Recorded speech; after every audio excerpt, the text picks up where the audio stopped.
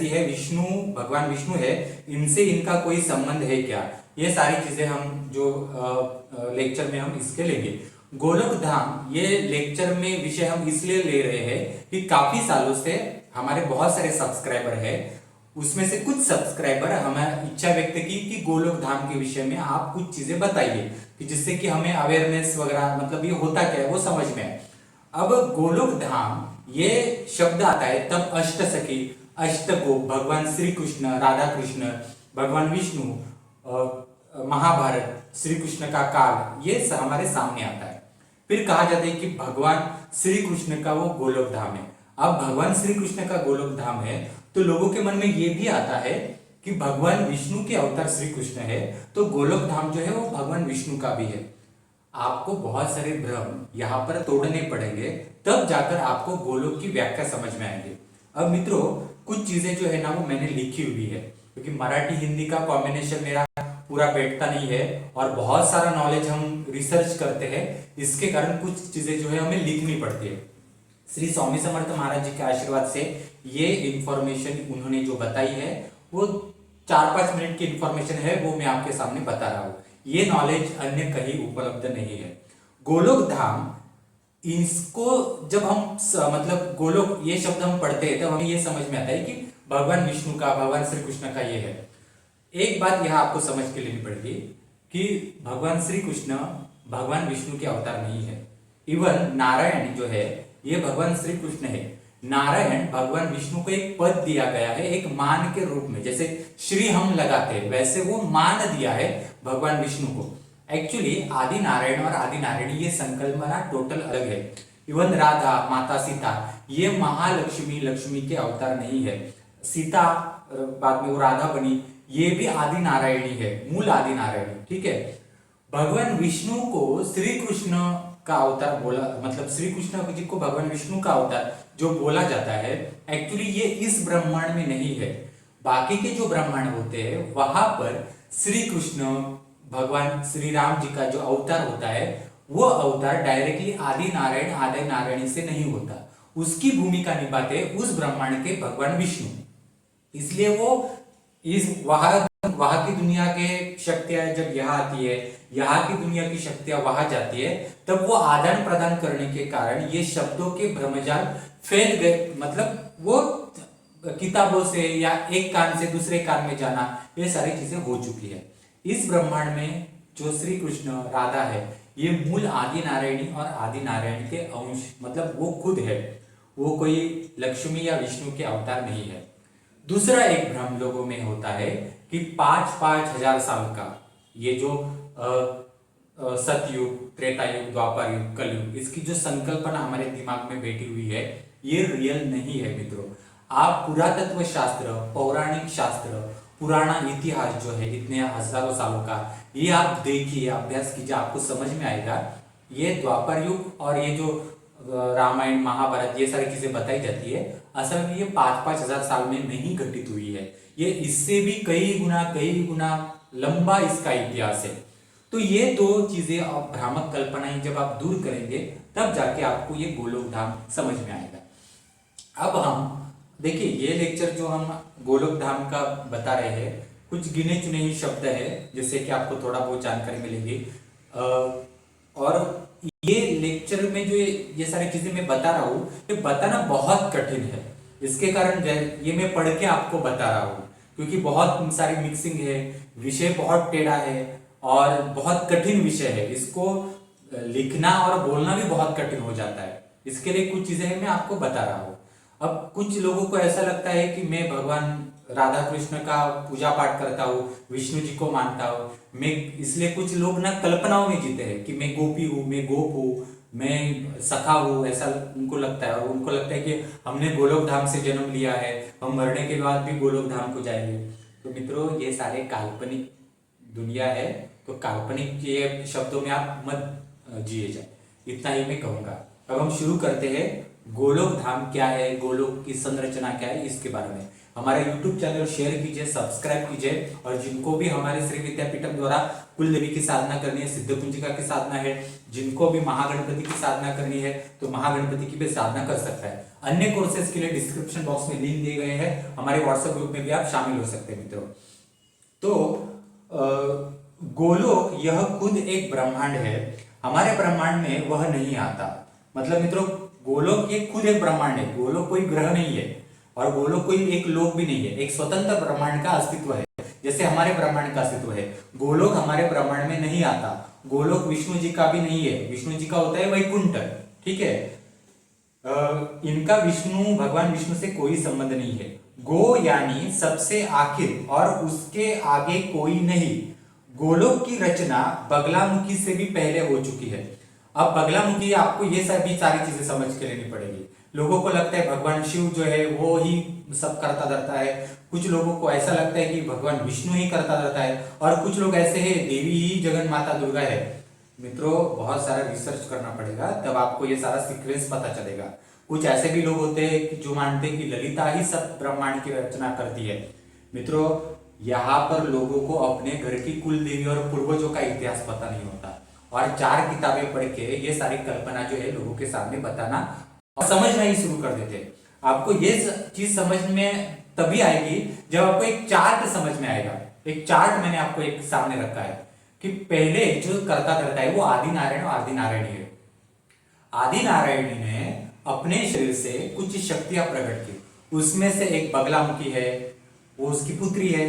उसके बाद बलराम उसका पुत्र है, शेषनाग जिनको कहा जाता है, उसने वो बाद में बलराम का अवतार लिया। गंडभेरुंडा एक पुत्र आता है, धूमावती भुवनेश्वरी, ये महाविद्या उनकी पुत्र आती है। ललिता जो है वो आदि नारायणी की पुत्री नहीं है, ठीक है। अब नारायणी से बगलामुखी का जन्म हुआ, बगलामुखी ने आगे जो जन्म दिया वो ललिता को जन्म दिया। ललिता ने आगे जो जन्म दिया वो ब्रह्मा विष्णु महेश इनकी संरचना करके उनको पत्नी दी, उमा लक्ष्मी और सरस्वती। ये इस तरह से सीक्वेंस है। ये मैं तो शॉर्ट में सीक्वेंस बता रहा हूं। लोगों को लगता है कि 10 महाविद्या होती है, एक्चुअली 10 महाविद्या नाम की कोई संकल्पना रियलिटी में नहीं है। ये इन 400-500 सालों में कुछ लोगों ने जैसे रामायण महाभारत के किस्से बदल दिए, वैसे ही इतने सारे 1000 सालों में 10 महाविद्या नाम की चीजें भी जो है वो बदल चुकी है, ठीक है। मतलब वो 10 महाविद्या को जोड़ दिया गया। एक्चुअली महाविद्या ये संकल्पना है, 10 महाविद्या संकल्पना नहीं है। तो ये शब्द जो है इसकी व्याख्या कुछ और ही होती है, ठीक है। तो ये सीक्वेंस आपको समझ में आ गया कि आदि नारायणी से उमा तक कैसे कैसे जो है शक्तियां जन्म ले चुकी। इसमें और भी स्तर है पर ये शॉर्टकट में बताया। ये आपको समझ में आ गया तो गोलोक समझ में आएगा मित्रों। अब ठीक है, गोलोक की रचना बगलामुखी से पहले हो चुकी है। राधा कृष्ण अर्थात आदि नारायणी और आदि नारायण इनका खुद का यह ब्रह्मांड है। कहते हैं यह ज्यादातर जादुई दुनिया और सब यहाँ पर उल्टा पुल्टा है। गोलोक बाद में विस्तारित हो गया, जैसे जैसे ब्रह्मांड की रचना बढ़ती गई, हाँ विस्तार बढ़ता गया, वैसे गोलोक का भी विस्तार बढ़ता गया। गोलोक को 5 हिस्से में, मुख्य 5 हिस्से में अगर बांटा जाए तो 5 हिस्से कौन से हो गए। पहला हिस्सा में आता है जो प्रमुख हिस्सा, जहां पर आदि नारायण और आदि नारायणी इनका मूल रूप वहां पर अस्तित्व है, उनका राजमहल है, उनकी मूर्ति का वहां पर पूजा अर्चन करने वाली शक्तियां, दिव्य शक्तियां वहां रहती है, अष्ट से क्या उनका पूजन करती है, और वहां पर राधा कृष्ण के रूप में भी उनका एक अलग अस्तित्व पूजन होता है मित्रों। तो यह फर्स्ट राधा कृष्ण का है। सेकंड जो उनके नीचे आता है दूसरा हिस्सा, उसमें अष्टसखी अष्टगोप आते हैं। तीसरे में आते हैं राधा कृष्ण, मतलब आदि नारायणी और आदि नारायण, इनके जो अलग अलग पुत्र हुए तो उन पुत्रों का अलग अलग महल इसमें है, उनके चीजें उसमें है, इनकी स्वतंत्र स्थान वहां पर इस गोलोक में है। ये तीसरे हिस्से में आता है। अब मित्रों राधा कृष्ण जो है वो बाद में उन्होंने लिया था। आप मतलब आदि नारायणी तो आदि नारायण कब से है, और उन्होंने कई सारे ब्रह्मांड में कितने सारे अवतार लिए होंगे वो हम भी कल्पना नहीं कर सकते। तो वो कब का ये सारी चीजें हैं। अब तीसरे हिस्से में उनके बच्चे आते हैं, जिसमें बलराम, गंडभेरुंडा, शकु आते हैं, और भी उनके बच्चे हैं मित्रों, ठीक है। फिर चौथा हिस्सा जो है गोलोक का, उसमें आती है जादुई दुनिया। 5वें हिस्से में आता है एक समुद्र, पूर्ण समुद्र। तो ये समुद्र, ये 5 हिस्से प्रमुख है। इसमें भी और सारे बहुत सारे पार्ट है। एक शॉर्ट में ये मैंने आपको बताया। अब यह जो जादुई दुनिया का हिस्सा है उसमें सब उल्टा पुल्टा है। मतलब उसमें कुछ जगह मछली पानी में नहीं बल्कि जमीन पर रहती है, और वहां पर मनुष्य पानी में रहता है, या फिर वहां पे जो देवता है, मतलब देवता दिव्य शक्तियां, मनुष्य नहीं, वहां पे दिव्य शक्तियां या दिव्य देवता होते हैं वो पानी में रहते हैं। अष्टसखी का गोलोक में जो अष्टसखी का भाग है उसमें अष्टसखियों का बाल रूप भी रहता है और एक बड़ा रूप भी जो होता है वो भी रहता है, और दोनों एक साथ रहते हैं। अष्टसखियों के अपने पुत्र शक्तियां भी है। पुत्र मतलब क्या है, उन्होंने अपने अंश से जो शक्तियां प्रकट की वो अपने उनके पुत्र वो वहां भी रहते हैं, ठीक है, जो उनके शरीर से निकले हैं। अब वहां अष्टगोप भी जो होते हैं ना, अष्टगोप भगवान श्री कृष्ण के अष्टगोप थे, वो भी वहीं पर रहते हैं मित्रों, ठीक है। वहां की जो मछलियां है जो भूमि के ऊपर रहती है वो फूल खाती है अलग अलग प्रकार के। गोलोक में जो दिव्य प्राणी अलग अलग लोक में रहते हैं, जैसे कि अगर मोर है तो मोर जो है आधा मनुष्य है आधा मोर है। अगर उस मोर को अपने पंख फैलाने हैं तो हमारे अर्थ का जो मोर है ना, वो हम पीठ से पंख जो है वो ऐसे करेगा, परंतु गोलोक में जो मोर है, जो हाफ ह्यूमन और हाफ मोर है, ये उसके जो बाल है ना, उस बहुत लंबे बाल होते हैं पैर तक, और ये बाल होते हैं ना वही उसके मोर पंख होते हैं, और वो ऐसे पूरे टर्न होते हैं, और हमारे यहाँ के मोर के होते हैं वो ऐसे टर्न होते हैं। समझ में आ गया? ऐसी मोरों की दुनिया है वहां पर। इनके बाल ही गोल राउंड में सर से पैर तक मोर पंख जैसे फैलते हैं। तथा वहां पर गायों की भी एक दुनिया है। गो मतलब गाय, गायों की अलग दुनिया है, परंतु ये गायों का लोक वहां पर दिव्य है। उसमें हाफ गो माता और हाफ ह्यूमन इस टाइप के गो देवता वहां पर है।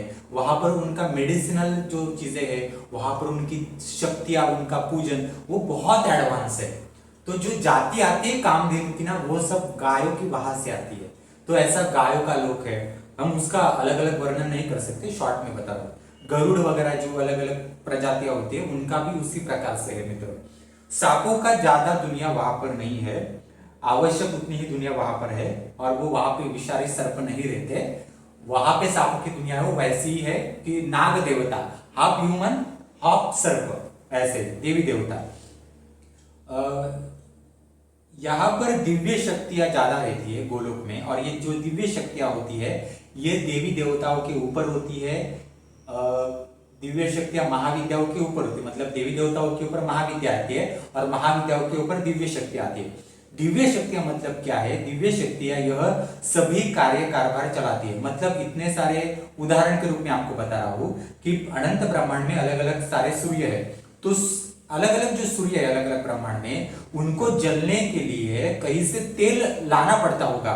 तो वो जो तेल जहां से उनको मिलता है वो शक्ति कोई तो होगी।